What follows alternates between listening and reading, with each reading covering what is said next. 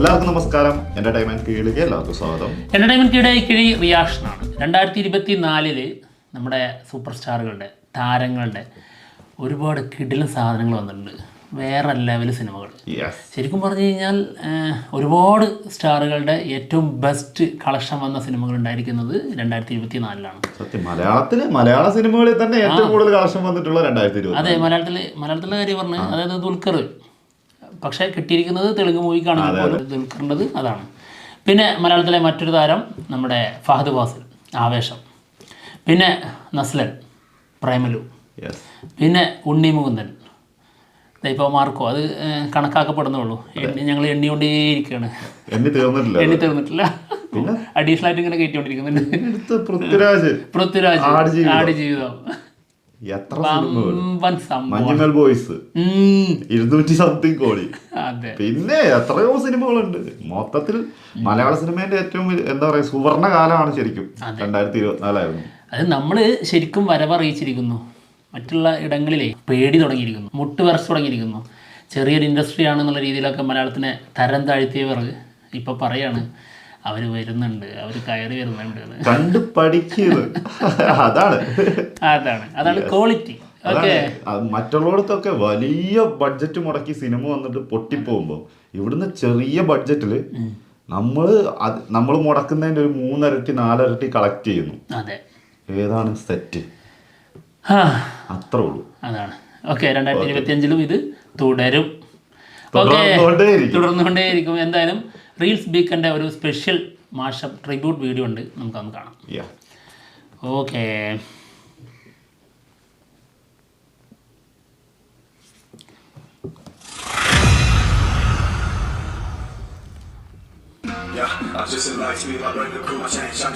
മലയാള സിനിമയുടെ ഏറ്റവും മികച്ച വർഷങ്ങളിൽ 2024 അതിൽ മികച്ചുനിന്നവരിൽ ഒരുപാട് പേരെ കണ്ട് നമ്മൾ അമ്പരന്നു. സിനിമാ കൊട്ടകകളിൽ കരഘോഷങ്ങൾ ഉയർത്തി. ബേസിൽ ജോസഫിന്റെ മൈൻഡ് ബ്ലോയിങ് പെർഫോമൻസ് ഓഫ് 2024.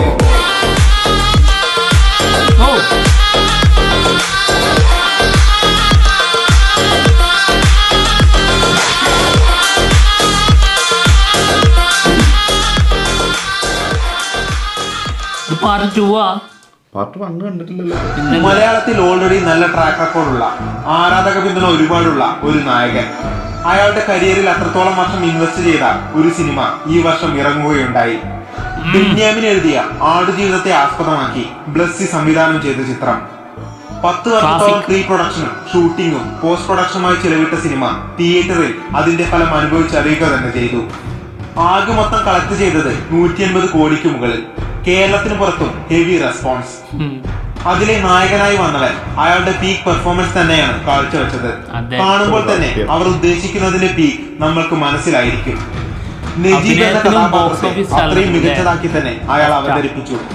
അവസാനം ഒട്ടകങ്ങളോട് യാത്ര പറയുന്ന സീനും പൂർണ്ണ നഗ്നനായി പൈപ്പിന്റെ ചുവട്ടിലേക്ക് നടക്കുന്ന സീനുമൊക്കെ നമ്മളിൽ ഉണ്ടാക്കിയ ഇമ്പാക്ട് എന്താണെന്ന് പറഞ്ഞറിയിക്കേണ്ടതില്ലല്ലോ.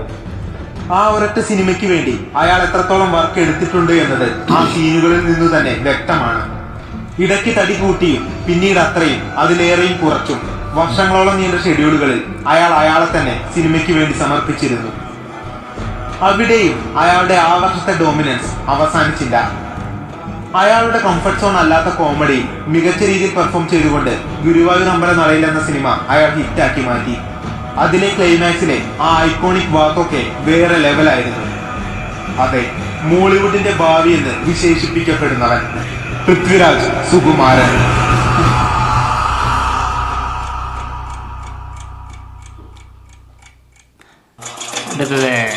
അടുത്തത് കുറച്ചു കാലങ്ങളായി ശീലിച്ച മട്ടിൽ ഹിറ്റുകൾ മാത്രം ഈ വർഷവും നൽകിയ ഒരു നായകനാണ്. കഴിഞ്ഞ വർഷം എവിടെ നിർത്തിയോ അവിടെ നിന്നും 2024 അയാൾ തുടങ്ങി. 2 സിനിമകൾ അഭിനയിച്ചു, 2ഉം സൂപ്പർ ഹിറ്റ്. അതിലെ കമേഴ്ഷ്യൽ സിനിമയായ ടർബോയിൽ ഭേദപ്പെട്ട രീതിയിൽ കോമഡി കൈകാര്യം ചെയ്യുകയും മികച്ച രീതിയിൽ ഫൈറ്റ് ചെയ്യുകയും ചെയ്ത അയാളുടെ പീക്ക് പക്ഷേ നമ്മൾ കണ്ടത് അതിനും കുറച്ച് മാസങ്ങൾക്ക് മുമ്പെയായിരുന്നു. ഭൂതകാലത്തിന്റെ ഡയറക്ടറായ രാഹുൽ സദാശിവന്റെ 2ാം സിനിമ. ഒരു കമേഴ്ഷ്യൽ സിനിമയായിരുന്നില്ല അത്. പോരാത്തതിന് ഫുൾ ബ്ലാക്ക് ആൻഡ് വൈറ്റ് സിനിമയും. പക്ഷേ ക്രിറ്റിക് വാല്യൂവിൽ മാത്രമല്ല ബോക്സ് ഓഫീസിലും വൻ കളക്ഷനുമായി സിനിമ മുന്നേറി. പെർഫോമൻസ് എന്നൊക്കെ പറഞ്ഞാൽ അയാളുടെ വൺ ഓഫ് ദ ബെസ്റ്റ് എന്നൊക്കെ പറയേണ്ടി വരും. കൊടുമൺ പോറ്റിയായി അത്രയും പെർഫെക്ഷനോടുകൂടെ തന്നെ അയാൾ സ്ക്രീനിൽ അവതരിച്ചിരുന്നു. ക്ലൈമാക്സ് രംഗങ്ങളൊക്കെ ആക്ടിംഗിലെ പീക്ക് എന്നൊക്കെ വിശേഷിപ്പിക്കാം. മുറുക്കിച്ചു വന്ന ചുണ്ടുകളുമായി ഒറ്റമുണ്ട് മാത്രം കൊടുത്ത് ചാരു കസേരയിൽ നിവർന്നിരിക്കുന്ന പോറ്റിയെ കാണിക്കുന്ന ഇൻട്രോ സീനും പോകാൻ അനുവാദമില്ലെന്ന് പറയുന്ന സീനുമൊക്കെ നമ്മൾ എത്ര തവണ അത്ഭുതത്തോടെ കണ്ടു നിന്നിട്ടുണ്ടാകും.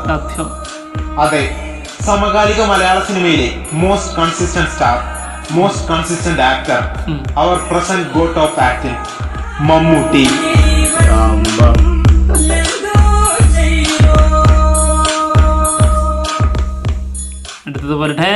അടുത്തത് ഒരു ചെറിയ നായകൻ എന്ന് പറയപ്പെട്ടവന്റെ തിരിച്ചുവരവാണ്. കഴിഞ്ഞ 5-10 വർഷങ്ങളായി 1-2 സോളോ ഹിറ്റ് മാത്രം സ്വന്തമായുള്ള അയാളിൽ ആർക്കും ഒരു ഗ്യാരണ്ടിയോ പ്രതീക്ഷയോ ഇല്ലായിരുന്നു. മറ്റു ചില വലിയ ചിത്രങ്ങൾക്കൊപ്പം ഇറങ്ങിയ ജയ് ഗണേഷ് എന്ന സിനിമ പരാജയമായെങ്കിലും അതിലെ പെർഫോമൻസ് ഒക്കെ OTT ശേഷം അത്യാവശ്യം ജനസമ്മതി കിട്ടിയതായിരുന്നു. പക്ഷെ അയാളുടെ മോസ്റ്റ് ഹൈപ്ഡ് മൂവി വരാൻ കിടക്കുന്നേയുണ്ടായിരുന്നു. ബുക്ക് മൈ ഷോയിൽ 1,00,000-ലധികം ഇൻട്രസ്റ്റുകൾ ആ സിനിമയ്ക്ക് റിലീസിന് മുന്നേ ഉണ്ടായിരുന്നു. പലർക്കും പടത്തിൽ വലിയ വിശ്വാസം ഉണ്ടായിരുന്നില്ല. പക്ഷെ സിനിമ തിയേറ്ററുകളെ പൂരപ്പറമ്പാക്കി. ജനപിന്തുണ അധികമില്ലാതിരുന്ന അയാളുടെ ഇൻട്രോ സീൻ മുതൽ ആരാധകർ ഞെട്ടി വിറയ്ക്കാൻ തുടങ്ങി. ഇത്രയും നാൾ കണ്ട അയാളല്ല അവിടെ നിൽക്കുന്നത്. സ്ക്രീനിൽ നിറയുമ്പോഴെല്ലാം അത്രത്തോളം സ്ക്രീൻ പ്രസൻസ്, സ്വാഗ് എന്നൊക്കെ പറഞ്ഞാൽ മലയാള സിനിമയിൽ ഇന്നോളം കണ്ടതിൽ വെച്ച് വൺ ഓഫ് ദ ബെസ്റ്റ്. KGF-നെ ഓർമ്മിപ്പിച്ച ഇൻട്രോ സീനൊക്കെ മികച്ച സിനിമാറ്റിക് എക്സ്പീരിയൻസ് ആയിരുന്നു. Interval fight, staircase fight, climax fight, ഓരോന്നിലും രോമാഞ്ചം ഉണ്ടാക്കിക്കൊണ്ട് അയാളുടെ സ്ക്രീൻ പ്രസൻസ് തിയേറ്ററുകളിൽ കയ്യടി ഉണ്ടാക്കി. ക്ലൈമാക്സിലെ ക്രിയേറ്റ് ചെയ്ത ഒരു ഓറയുണ്ട്. മലയാള സിനിമ കാലങ്ങളായി കാത്തിരുന്ന ഒരു ക്യാരക്ടർ ആയിരുന്നു അത്. പ്രതീക്ഷിച്ചതിന് 100 ഇരട്ടി തന്ന, വിമർശകരെ ഓരോന്നായി ആരാധകരാക്കി മാറ്റിയ മാർക്കോ. അതെ, മലയാള സിനിമയുടെ പുതുപുത്തൻ action star, one and only Unni Mukundan.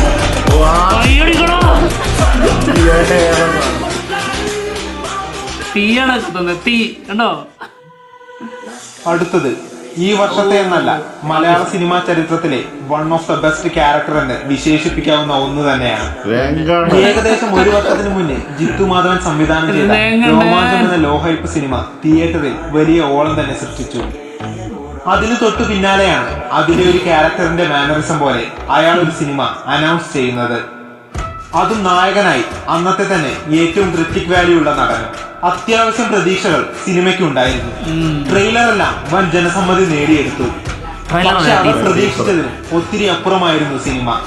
ഒരുപാട് പ്രൊമോഷനൊന്നും ഇല്ലാതെ വന്ന സിനിമ ദിവസങ്ങൾ കൂടുന്തോറും തിയേറ്ററിൽ ആളുകളെ കുത്തി നിറച്ചു. ആ നായകന്റെ വൺ മാൻ ഷോ ആയിരുന്നു ആ സിനിമ.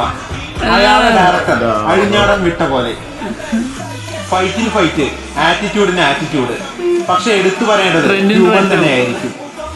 സിനിമ തുടങ്ങിയ അവസാനം വരെ തിയേറ്ററിൽ ചിരി നിർത്തിയിരുന്നില്ല. ഇമോഷൻസും മികച്ച രീതിയിൽ പോർട്രേ ചെയ്യപ്പെട്ടിരുന്നു.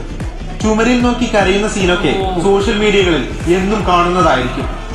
മോൻ ഹാപ്പി അല്ലേ എന്ന് ചോദിക്കുമ്പോൾ മിണ്ടാറായി പോകുന്ന ഒരു ചെറിയ സീൻ പോലും തന്ന ഇമ്പാക്ട് വലുതായിരുന്നു. ഒരു സിമ്പിൾ ഇൻട്രോയിൽ തുടങ്ങി ടേബിളിൽ കൈകൊണ്ടടിച്ച് പവർ കാണിച്ച സീനിലൂടെ കോമഡിയും ആക്ഷനും ഇമോഷനും നിറച്ച കഥാപാത്രം ബോക്സ് ഓഫീസിൽ തരംഗമായി മാറി. 130 കോടിയോളം നേടിയ സിനിമ OTT റിലീസിന് ശേഷം വേറെ ലെവലിലേക്ക് മാറി. ഹിന്ദിക്കാരൊക്കെ രംഗ എന്ന കഥാപാത്രത്തെ ഇരുകൈയും നീട്ടി സ്വീകരിച്ചു. യൂട്യൂബിലൊന്ന് പരതി നോക്കിയാൽ രംഗണ്ണൻ ഇന്ത്യൻ സിനിമ ആരാധകരിൽ മൊത്തമായി ഉണ്ടാക്കിയ ഇമ്പാക്ട് നിങ്ങൾക്ക് തന്നെ മനസ്സിലാക്കാം. അതെ, ആവേശം എന്ന സിനിമയിലൂടെ കുട്ടികളെയും യൂത്തിനെയും ഫാമിലിയെയും ഒരുപോലെ കയ്യിലെടുത്ത നമ്മുടെ രംഗ. ഇവനെ പടച്ചുവിട്ട കടവുൾക്ക് 10-ൽ 10. Yes, most promising and evolving actor Fahadh Fazil.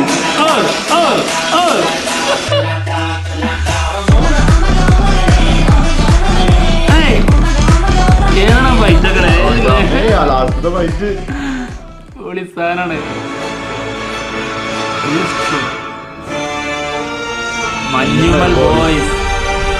Oh,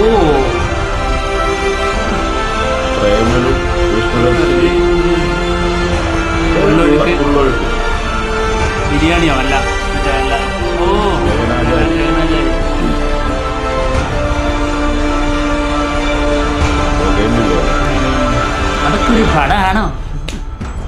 Kishkinda,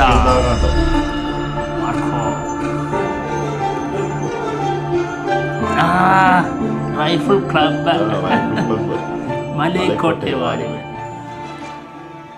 cinema തന്നെയല്ലേ? അത് തന്നെയുണ്ടോ?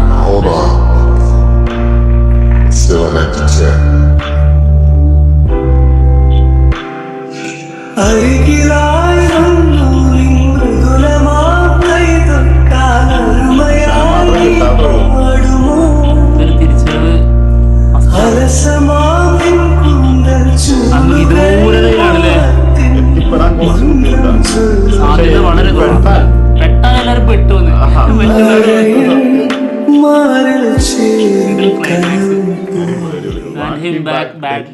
സത്യം. എന്താണെങ്കിലും ഗംഭീർ കുറെ സിനിമകൾ ഇതിനകത്ത് ഉൾപ്പെടാതെ പോയിട്ടുണ്ട് കേട്ടോ. അതായത് പാർട്ട് 1 ഇത് അതൊക്കെ പാർട്ട് 1 ഉണ്ടാവും. പാർട്ട് 1 ഞങ്ങൾ കണ്ടിട്ടില്ലായിരുന്നു, ഇനി പാർട്ട് 1 ഒന്ന് കാണണം.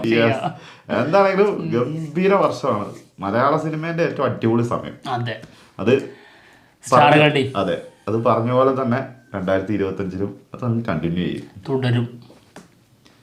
അത് എത്ര സിനിമ നമ്മൾ മിസ്സായി. വാഴ, ഇഷ്ടം പോലെ അല്ലേ? അതായത് ഇപ്പൊ നമ്മൾ സ്റ്റാറുകൾ എടുത്ത് നോക്കി കഴിഞ്ഞാൽ ബേസിലിന്റെ ഏറ്റവും സിനിമ ഈ വർഷത്തിലാണ് സൂക്ഷ്മദർശിനി. പിന്നെ ദുൽഖറിന്റെ ഇത് ലക്കി ഭാസ്കർ. പിന്നെ ഏതൊക്കെയാ? ടോവിനോ തോമസിന്റെ. പിന്നെ ആസിഫ് അലിയുടെ കിഷ്കിന്ദ. എന്താണെങ്കിലും ടൈമാണ്, പീക്ക് ടൈമിലൂടെ അങ്ങനെ പോയിക്കൊണ്ടിരിക്കുന്നത്. അത് അങ്ങനെ തന്നെ കണ്ടിന്യൂ ചെയ്യാൻ പോവാണ്. കണ്ടിന്യൂ ചെയ്യണ്ടേ? പിന്നെ അപ്പൊ എന്തായാലും ആഘോഷിക്കാം. തിയേറ്ററുകൾ ഇനിയും ആഘോഷിക്കാനുള്ള ഐറ്റംസും ആയിട്ടാണ് 2025 നമ്മളങ്ങനെ കാത്തു നിൽക്കുന്നത് കേട്ടോ. കണ്ടമാന സിനിമകളുണ്ട്. ഏതൊക്കെയാണ്? വെറുതെ ഇങ്ങനെ ആലോചിച്ചാൽ പോലും നമ്മൾ കാണാൻ ഏറ്റവും കൂടുതൽ ആഗ്രഹിക്കുന്ന സിനിമകളുടെ പേരുകളൊക്കെ ഇങ്ങനെ വരും.